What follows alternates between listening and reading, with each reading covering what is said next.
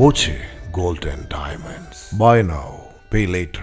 ഛത്തീസ്ഗഡിൽ മലയാളി കന്യാസ്ത്രീകൾ അറസ്റ്റിലായ സംഭവത്തിൽ കേന്ദ്ര ഇടപെടൽ അഭ്യർത്ഥിച്ച് മുഖ്യമന്ത്രി പ്രധാനമന്ത്രിക്ക് കത്തെഴുതിയിട്ടുണ്ടെന്ന് മന്ത്രി പി രാജീവ്.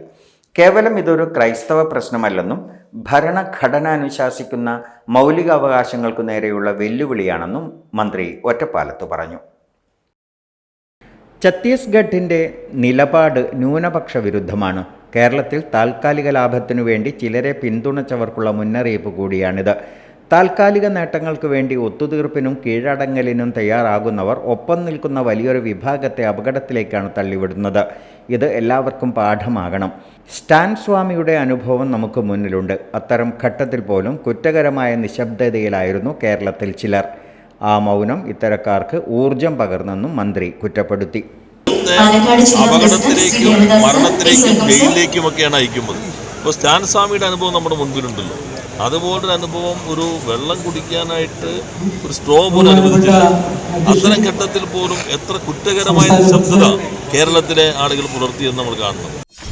.view ന്യൂസ്, കാഴ്ചകളാണ് ലോകം, കണ്ടു തുടങ്ങുക.